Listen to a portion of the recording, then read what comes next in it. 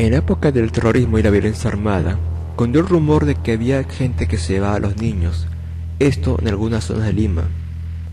Se decía que esos robachicos eran personas que raptaban a los niños para robar los órganos, lo que dio luces a un tráfico de órganos, algo que por primera vez se tenía conocimiento en Lima. Esto creó una ola de pánico y los padres limeños eran cuidadosos con sus hijos. Creo que se parecían a algunos niños, pero era obra de violadores y secuestradores.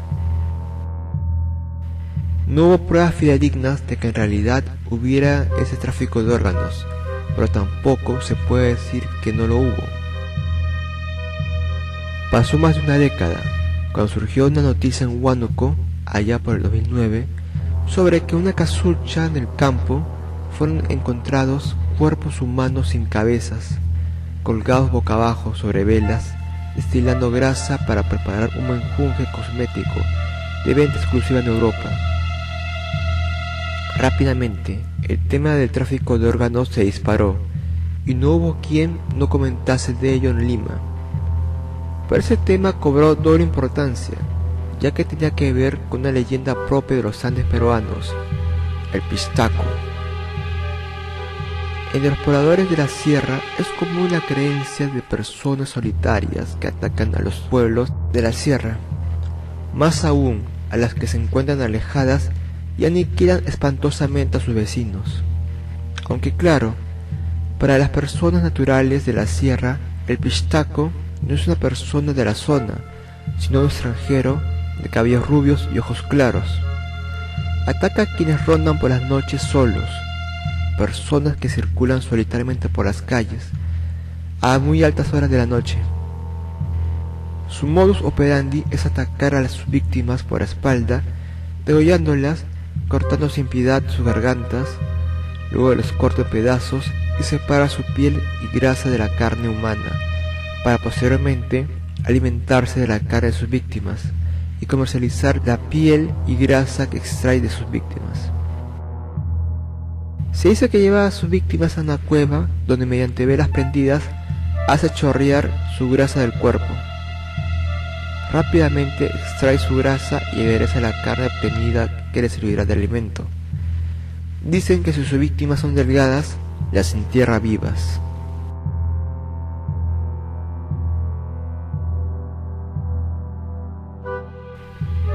La leyenda del pistaco tiene familiaridad con la leyenda del cariciri. Al igual que Pistaco, el cariciri, un personaje que causa terror en Puno y en el país de Bolivia, deambula por la medianoche, acechando por entre los algarrobos, cactus y acacias. Hay una historia sobre un poblador, Eufronio, un hombre de unos 48 años, que disfrutaba de una velada en una tienda, y ebrio salió y se fue para su casa, para ello internándose en el campo. No se dio cuenta de la hora a causa de su borrachera. Caminó por un sendero del campo muy apacible y silencioso cercano a las vías del tren. De pronto hizo eco el sonido de unas campanillas, las cuales se le acercaban. La borrachera se le fue y lo supo de inmediato. Era el cariciri. Este personaje estaba vestido con una sotana café y larga, amarrada a la altura de la cintura por una especie de cuerda, de la que cuelgan algunas campanillas, además de un recipiente fabricado como bota de cuero de chivo. Eufronio se desvaneció, aunque no llegó a perder la conciencia. Sin embargo, estaba como hipnotizado, no pudiendo ni correr, defenderse, ni gritar. El misterioso personaje habría sacado del bolsillo un grotesco y fluido cuchillo, fabricado con un mangón rudimentario. Sostenía además un alambre hueco, y sin pieza alguna tomó la grasa de don Eufronio. Empezó punzando la piel de la víctima con la afilada punta del cuchillo de metal. Introdujo luego el alambre, ubicando el fierro en los puntos de mayor concentración adiposa, como cavando un túnel de escape para que por presión salga la grasa del vientre del campesino. Depositaba su valiosa adquisición humana en un bolsito de cuero, un material idóneo para conservar en buen estado las adiposidades del organismo, como el vino. El pobre Eufronio despertó adolorido al día siguiente, a un lado del riel que va al Valle Alto, por el kilómetro 19, pero nunca más volvió a ser el mismo. Comenzó a darle tristeza y desde ese día no dejó de adelgazar hasta que falleció, según relata Justino Guarachi, quien vivía en la Angostura. Sucedió en la década de los años 70.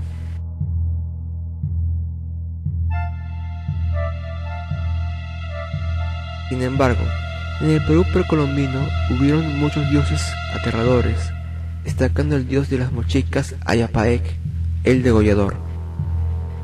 Ubicada en la costa norte del Perú, una zona agrícola y fértil que se extiende por Lambayeque, La Libertad y Ancash, se asentó y prosperó la civilización moche. Ayapaec era uno de sus dioses castigadores, el más temido y adorado, llamado también el decapitador. Ayapaec era adorado como el dios creador, protector de los mochicas, proveedor de agua, de los alimentos y los triunfos militares. Ayapaec fue representado de varias formas: de forma arácnida, con 8 patas y un rostro antropomorfo con colmillos de jaguar y nariz de mono, también con cabezas en sus manos y en ocasiones 2 serpientes que flotan de su cabeza. Esa característica se ve en algunos retratos murales, así como olas, ya que los mochicas desarrollaron sus actividades cerca del mar. Y también se le ve como un báculo y una forma totalmente humanoide, con el rostro severo y con colmillos de felino. Se dice que se le hacían sacrificios humanos, siendo que los prisioneros los decapitaban y la cabeza se la ofrecían a Ayapaec.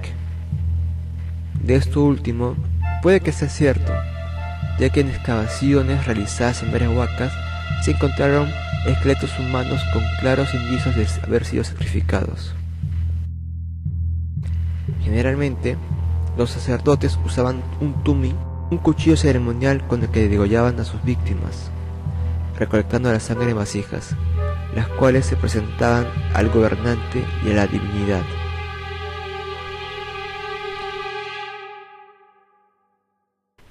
Una zona de la que menos se habla de tráfico de órganos es la selva peruana. Sin embargo, el tema está también ahí presente. Ahí se les conoce como el Peracara.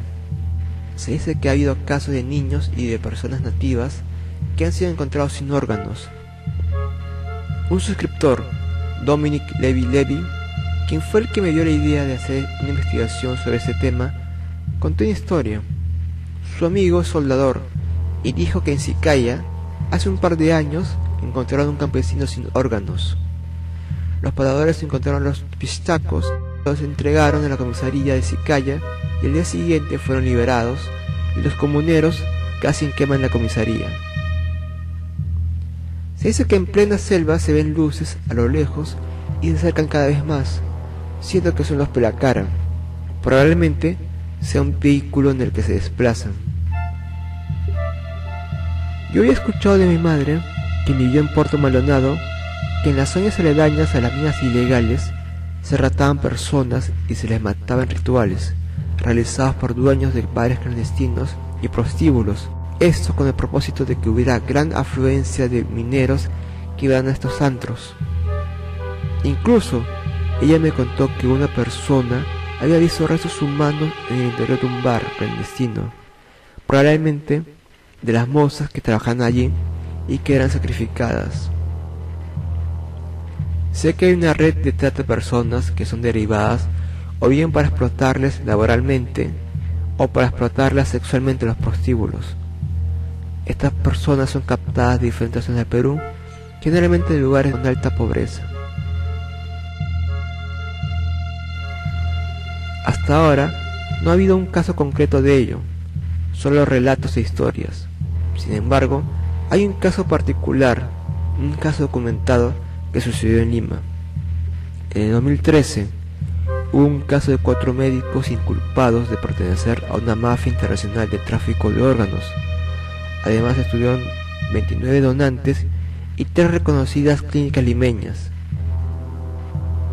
El caso es cierto, ya que en realidad sí hay personas de las que se extrajeron los órganos. Sin embargo, El detalle radica en que esas personas donaron sus riñones de forma voluntaria, claro, a cambio de dinero. O sea, esos donantes vendieron sus riñones. El monto radica entre $7.000 y $8.000 lo que recibieron. Si bien fue algo voluntario, lo ilegal del caso fue que se simuló que eran donantes altruistas. Esto para que no se hicieran mayores investigaciones sobre la venta de órganos, aun si fuera voluntario. Esta trama duró del 2004 al 2009 y entre los receptores de órganos figuran venezolanos y colombianos. En ese mismo año 2013 se absolvió a los implicados.